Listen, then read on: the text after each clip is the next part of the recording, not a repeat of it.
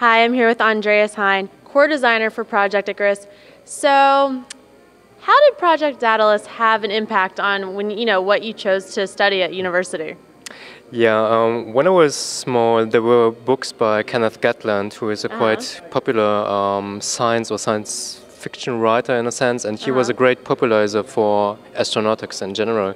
And when I was like 8 or 9 years old, I got one of the books of Kenneth Gatland, and there was a picture of Daedalus and how an interstellar mission would look like. And it certainly influenced me in the way I chose, or I was fascinated with aerospace engineering in general, because I wanted to build a spacecraft like this. Yeah. And, you live in Germany, right? Mm-hmm. And does Project Icarus get a lot of media news coverage over there?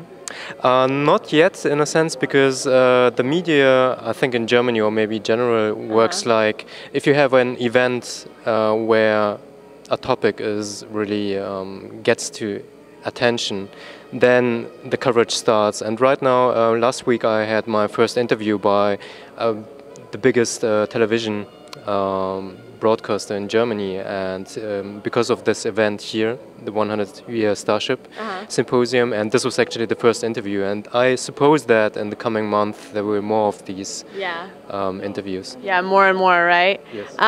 What was the biggest question? What did everyone want to know from the news? Actually, is this really possible? So, What'd you tell them? I was saying that it is possible, but it's very difficult. So. Yeah. And what do you think are the biggest challenges we're facing with something like this?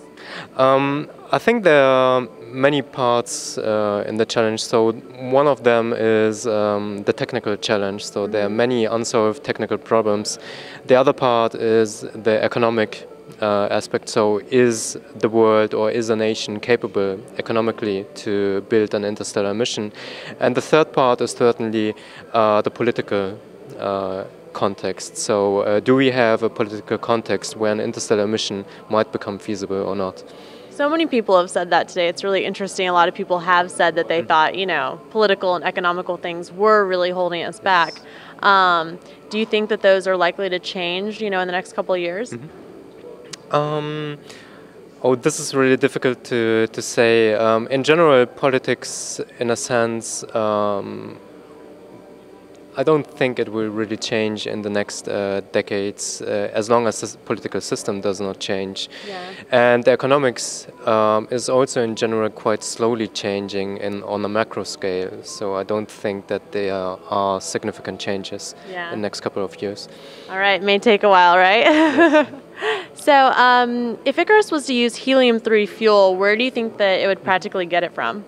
Yeah, there are different places where helium-3 can be mined. One of the possibilities is to mine the surface of the moon. And there were many studies dealing with this topic. So you basically have to scratch the upper layers of the lunar surface, and then you have to heat it up, and then you can extract the helium-3 from the lunar regolith.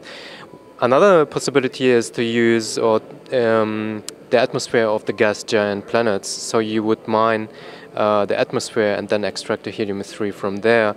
There are different kind of drawbacks or pros and cons for each of these concepts, because on the lunar surface you need quite a lot of energy to heat the regolith up, and roughly 1 part per billion is actually a helium-3 part on the lunar surface, so it is very inefficient in a sense.